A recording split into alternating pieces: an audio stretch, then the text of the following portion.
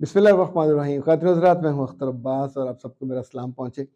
राकिया ने सवाल किया है कि सर मेरी लव मैरिज हुई है और शादी से पहले तो मैं बहुत खुश थी, अब मैं खुश नहीं हूँ और मैं ही नहीं, मेरा मियाँ भी मुझसे खुश नहीं है। मैं क्या करूँ? लव मैरिज कायम रहे और हमारी लव भी कायम रहे।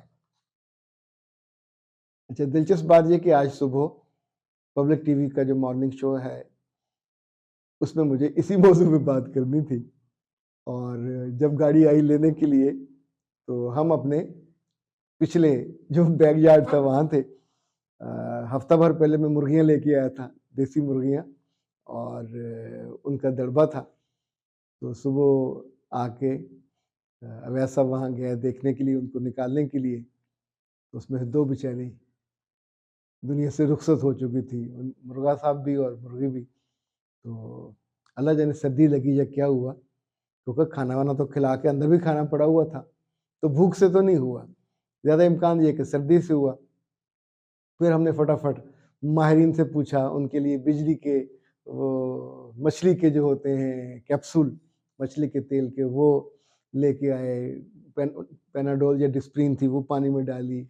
फिर उनको पकड़-पकड़ के, इस वक़्त 7 बाकी हैं, उनकी चूँ-चूँ में डाली, साथ देसी टोटका भी किए, लहसुन को भी काट-काट के पतला करके। तो मैं उनको गोद में पकड़ के बैठ जाता था और वैसे उसके मुँह में पर सिरिंज भी लेके आए, पानी को गर्म किया, गर्म करके उसके अंदर फिर डिस क्या थी?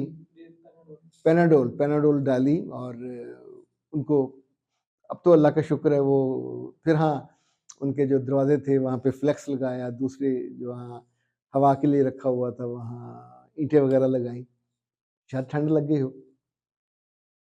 और वहाँ से जब वापस आए तो टाइम 11 बज चुके हुए थे और टीवी ऑन एयर जाने का टाइम था। तो फिर उनसे पूछा पब्लिक वालों से, उन्होंने कहा जी गाड़ी आई थी, ड्राइवर बेल दे दे के, और साथ उसने अपनी फ़ोन मेरे पे अंदर पड़ा हुआ था। तो यूँ प्रोग्राम मिस हुआ, साथ थोड़ा तकलीफ़ हुई। कोई भी जानदार और जो ख़ास तौर पे आपके घर में हो,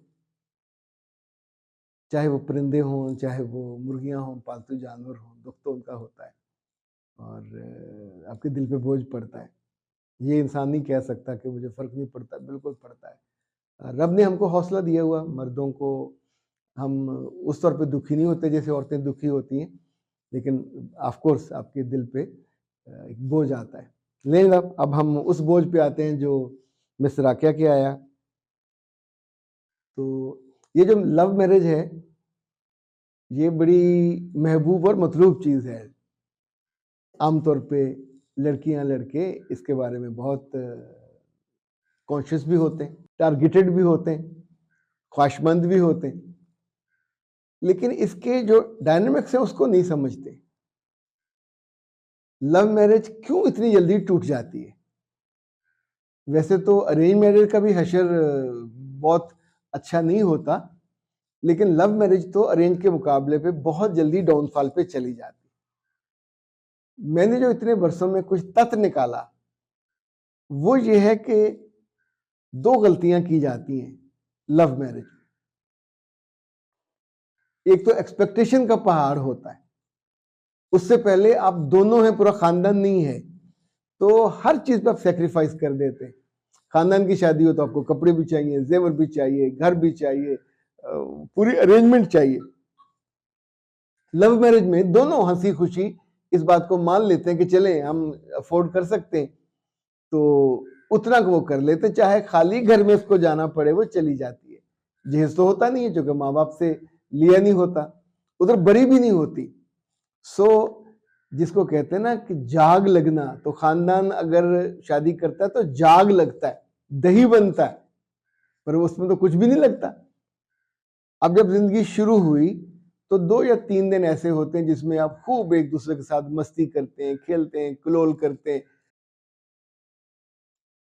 7 चीजें ऐसी हैं जो मैंने बहुत गौर किया कि लव मैरिज को मुस्तहकम कर सकती हैं, उसको मजबूत बना सकती हैं और आपकी जिंदगी को खुशगवार बना सकती हैं। खास तौर पे अब चूंकि इस बच्ची ने पूछा है, राकिया ने, कि उसकी शादी एट स्टेक है, लव मैरिज में जो पहली चीज करने की है लड़कियों की, वो ये है, सीखो, जिंदगी सीखो। लव मैरिज से पहले हर चीज बनी बनाई मिलती है, होटल में गए, बाहर खाना खाया। अब जब आप घर आएंगे तो सुबह मियाँ सो रहा है, तो वो बाजार नाश्ता लेने नहीं जाएगा, ना उसको जाना चाहिए। अब जब उठे तो आप उसके साथ गले में हाथ डाल के लेटे हुए हो और मेरा उठने को दिल नहीं कर रहा, ये नहीं हो सकता। सीखो कि आपको जिंदगी अब आगाज करनी है, तो नाश्ता उसके उठने तक बना हो, तैयार हो, कमरा बिल्कुल ठीक हो, उसके कपड़े तैयार हो। वो जूते कपड़े खुद तैयार नहीं करेगा, क्योंकि उसने भी एक्सपेक्टेशन का ढेर लगा हुआ है कि मैं इतनी मोहब्बत करता हूं तो ये मेरे ये काम करेगी, इसे करने चाहिए। इसने अपनी माँ को देखा, बहन को देखा, फलां को। एक चीज चलती आ रही है कि जब भी आप शादी में जाओगे तो शादी और खासतौर पे लव मैरिज, उसके बाद जिंदगी शुरू होनी है। तो जिंदगी में आपको सीखना है जो जो नहीं आता। यू कैन नॉट से oh my God I can't do that, मैंने कभी किया ही नहीं है। नहीं किया तो बेवकूफी थी, नहीं किया तो आपके अपने प्रॉब्लम थे, अब आपके जुम्मे है। दूसरी बात, लड़के को ताना नहीं देना, तुम तो शादी से पहले ये भी कहते थे, ये भी कहते थे, ये भी कहते थे। कहता था चांद फता करने का, तारे तोड़ लाने का, अमलन वो 5.5 फुट का है, ना चांद तोड़ के ला सकता है ना तारे ला सकता है। तो जो उसकी नौकरी है कोई 30-35 हजार की, अल्लाह ना करे कि वो बेरोजगार हो, तो जो उसकी नौकरी है वो पैसे लाएगा तो घर आगे चलना है। उधार पे कुछ दिन आप चला लोगे, लेकिन जब भी जेब तंग होती है मर्द की तो मर्द बदमिजाज हो जाता है।